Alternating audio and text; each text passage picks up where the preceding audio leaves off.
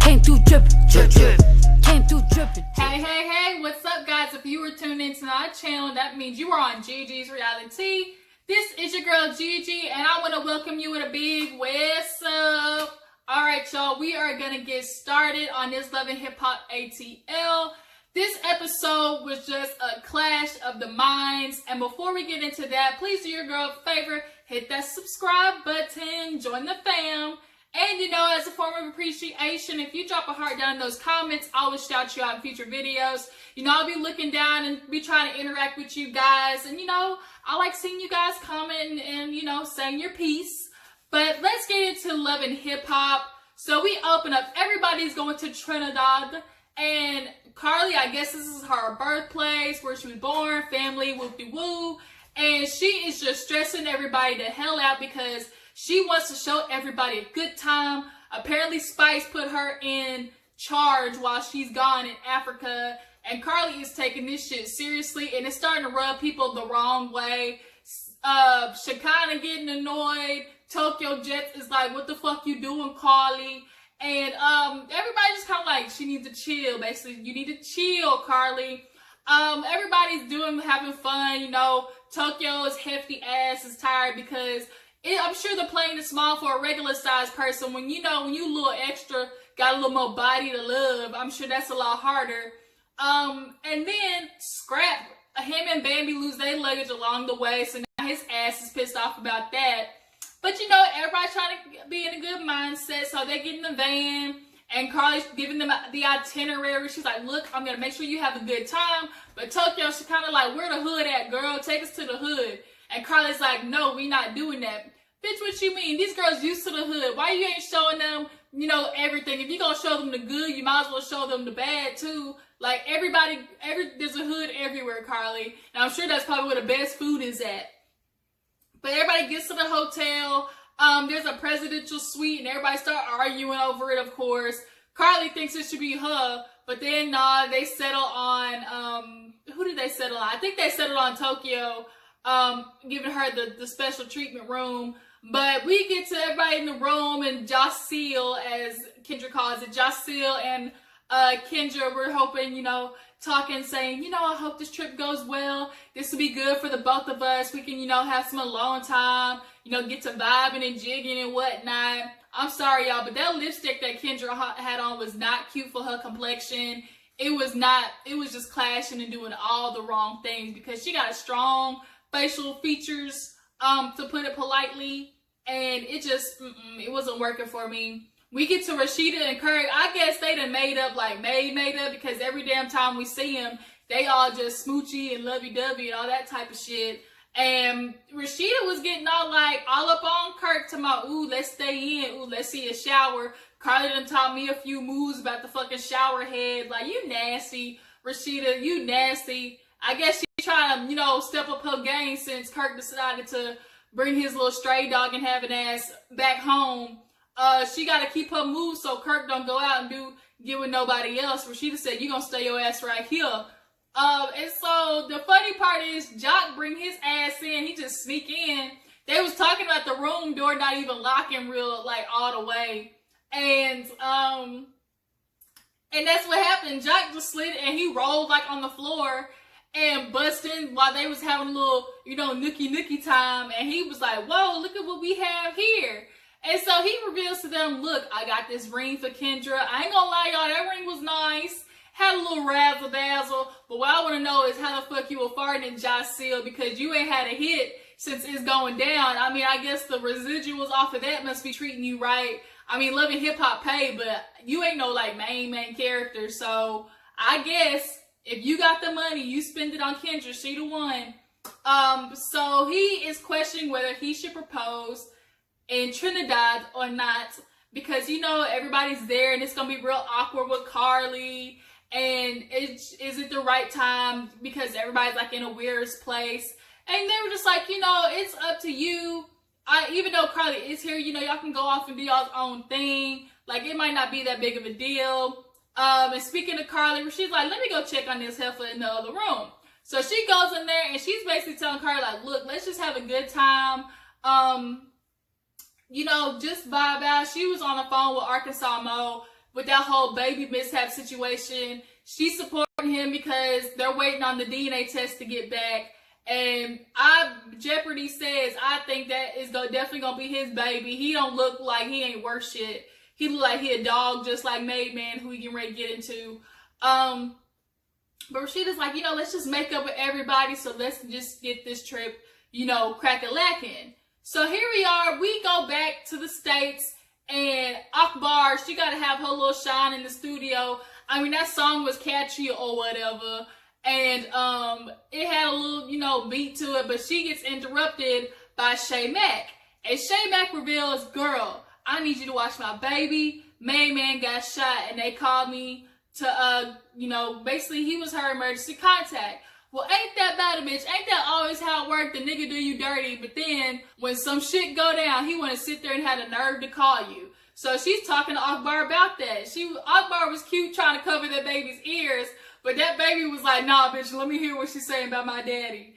But Shay Mack's like, girl, I don't know how to approach this. Like, how do I go in there? Because she's like, I'm still mad. Like, I literally just moved out because he was cheating on me. And Akbar's like, look, I get it, but just take this time, just go up there and see what's going on, because at the end of the day, this is your baby daddy.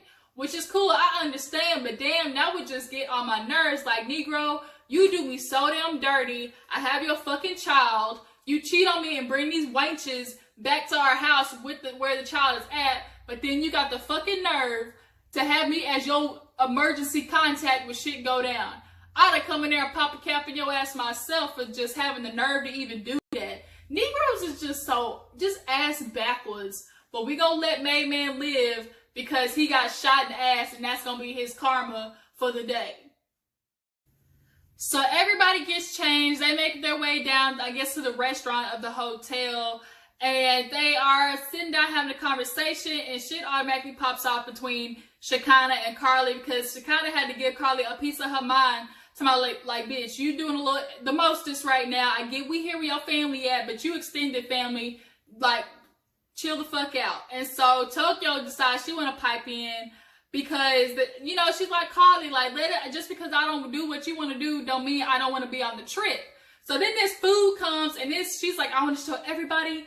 Karlie's like, I want to give everybody the experience of Trinidad, so I give them all these different delicacies.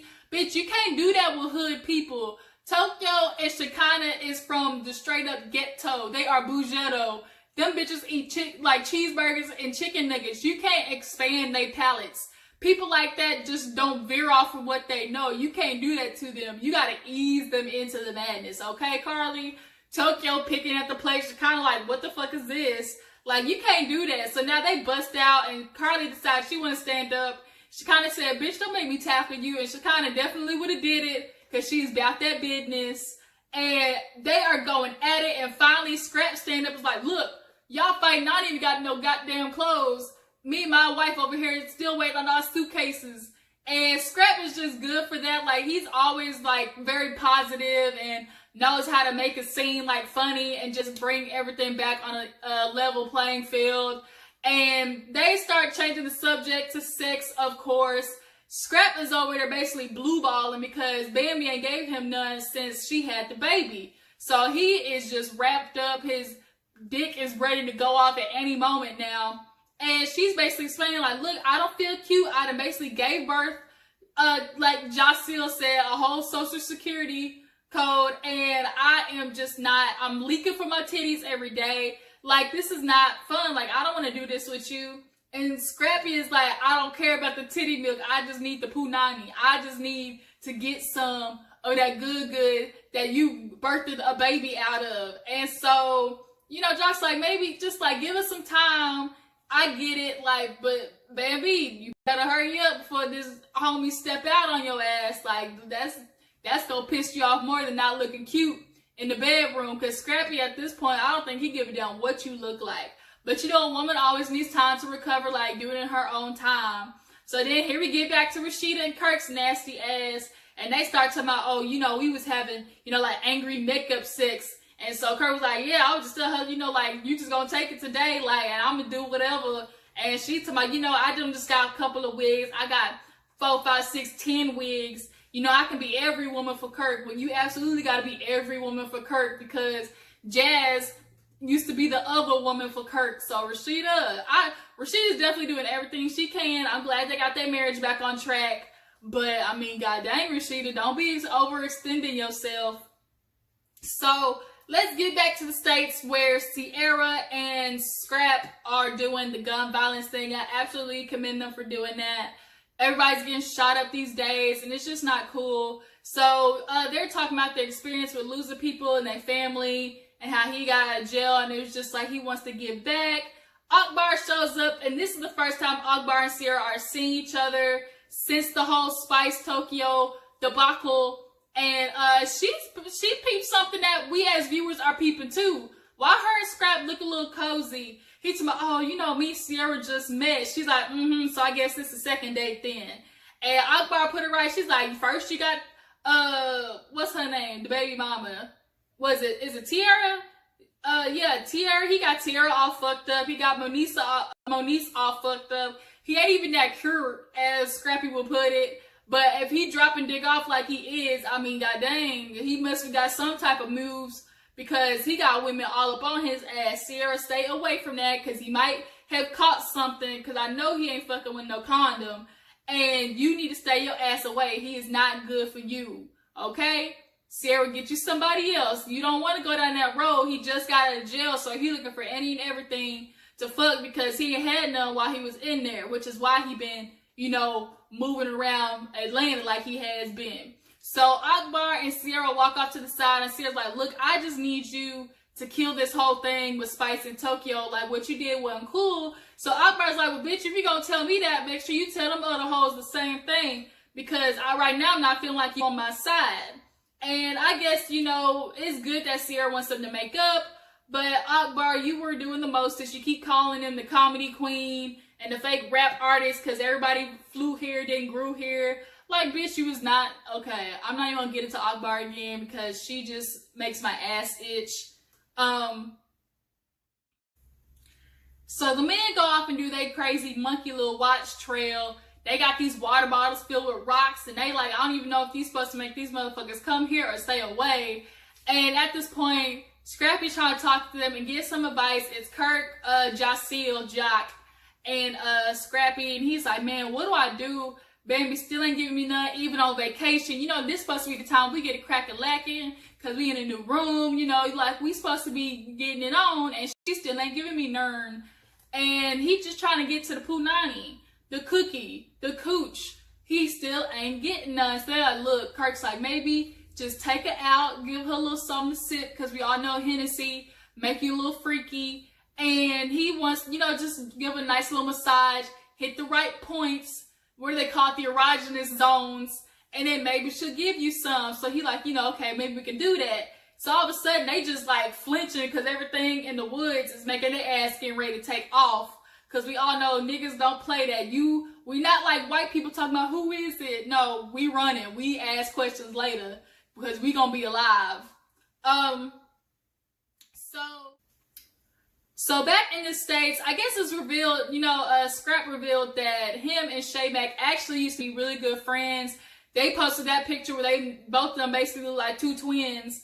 And before, I guess, Shay got a little more feminine, they damn near looked alike. But they basically said, you know, we used to talk about everything. You know, he used to call me about advice. You call me about girls. They're basically rehashing everything while they walking down this trail and just saying, like, catching up, basically. And she was like, you know, what's going on with you? And you just got out of jail. You know, I'm glad to hear that. And he's like, yeah, man, it's been real cool. The only thing I'm struggling with right now is, you know, my Uncle Stevie, he ain't even contacted me. He ain't been there for me. And that's really disappointing, especially for the fact that, you know, when I was in jail, that we could have had this hearing that, you know, possibly shaved time off my sentence. I get it. I mean, if you're going to be my fam and tell me you're going to be there for me every step of the way, then be there for me every step of the way. But that don't pertain to Stevie, because we all know he's only about himself. He don't give a fuck about nobody else. And he'll tell anybody what they want to hear, because he's the good guy. That little rat face he be making. What the fuck is that? Anyways, so she was like, you know, I heard a lot, especially with him when you was in, you know, him and, you know, apparently Tommy did the do. And if I don't know, but I would be leaning towards he did, because Stevie honestly ain't got no loyalty to nobody but himself. So I would not be surprised if, especially Tommy too, she's very gullible. And I'm sure Stevie's like, I'll get you a hit. Like, I'm sure because she wanted her music career to pop off, that she would have let him all up in between the cheeks. I would not be surprised. But that's just going to be, you know, it's suspicion at this point, speculation. And he's like, look, I'm just going to have to talk to him, you know, and get this off my chest. And so Shay Mack was like, brings up the fact that, you know, what's going on with Sierra. And he's like, you know, I like her. She's cute, you know, nice little chocolate thing. She got a career. At this point now, I'm looking for somebody who's a lot more stable, a real relationship. I don't want to be a player no more. Talking about, I don't want to be a player no more. I'm not a player. I just crush a lot. And that's absolutely bullshit. Niggas who say all the time, like, I'm tired of being a player. Like, okay, until she asks you to do something you ain't used to doing, and you'll go out and fuck it up. But he thinks Sierra cute, so I give him that. The Sierra, run, girl, run. She was like, you know, okay, just take it real slow. But, you know, I just want to tell you, like, I fell off with you because, you know, the whole Karlie, you and Karlie and Stevie, I just couldn't fuck with them. So, you know, I had to give you distance. That's cool. That's understandable. But now it's cool to see that they, you know, all rekindle and stuff. So Mimi, she finally arrives in Trinidad. It's like the next morning. Everybody's eating breakfast. Mimi, you know, came late and she got this surprise of Pooh's ass with her. And when I tell you, everybody's face dropped, because minutes before they were literally talking to Karlie about the whole threesome situation, because she kind of, you know, talked to Karlie again, talking about, you know, now I see why Pooh, you know, said what she said about your ass. And Karlie dropped that little recording of Mr. Hiram Hicks saying, oh, you know, nothing never happened. You know, we never did, you know, whoop-de-whoop. But we all know that a couple of episodes ago, he was telling Pooh that Karlie called. So this could have been a setup. Karlie absolutely could have had him just say that just because. But she got the recording, so everybody's at the time gonna believe it. And then Pooh's ass shows up claiming she wants to reconcile. But that basically all goes straight to hell, because it starts with Pooh sitting down to me, okay, you know what, Karlie? You know, I'm really hurt. We used to be good friends. We vibed. We used to do everything together. And Karlie's like, look, straight up, bitch, you gotta have to tell them ain't nothing happened. We didn't fuck. Nobody ate nobody's ass, coochie, nothing. And Pooh was like, okay, Karlie, whatever helps you sleep at night. Whatever. Okay. Like, if that's what you want to hear. And Karlie's like, no, straight up say something. And Pooh had this damn gift bag. And all of a sudden, she was like, you know what happened? Because these are sheets right here that you shitted on. And she pulls them hoes out, and everybody's looking at her like, I hope these ain't the dirty ass sheets with still ain't got no stains on them. And she's like, these are the hoes that was like, she pulled out that and some diapers. She called her a loose bowel ass, but I hollered when she said that, talking about with your loose bowel ass. Bitch, I could have fell on the floor. Everybody else was just like taken back. Mimi's face, Jock's face, and then I guess Tokyo claimed herself trying to defend Karlie, even though she was just getting into her ass the day before. She decides she's gonna go after Pooh, and Pooh called her a little diabetic beast or whatnot, told her she could cut the fat from around her heart.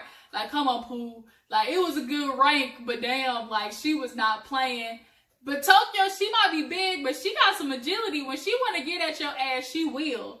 And, you know, of course, security was there, so wasn't nothing happening. But Pooh walks off, and she's just doing, like, all this, like, twerking and stuff, and that little mini, like, Kmart skirt she had on.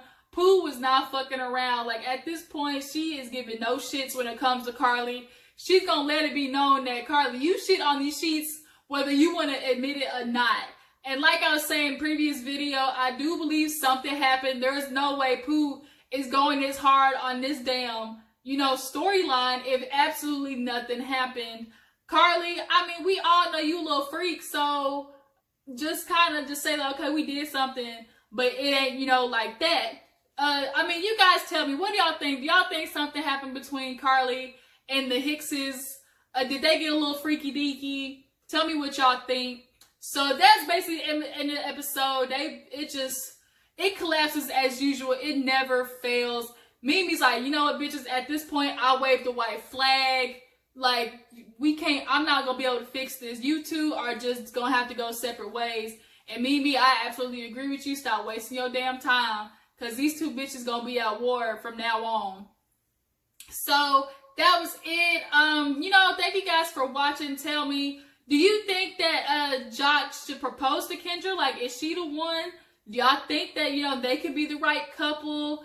And what do y'all think about Kirk and Rashida's relationship? They're all lovey and dovey now, but do you think this is gonna last? Drop down in the comments and let me know. This has been your girl Gigi. Thank you guys for watching. I appreciate it. Make sure you subscribe, like this video, and you know, keep tuning into your girl. All right, I'm gonna catch you guys on the flip side. Deuces.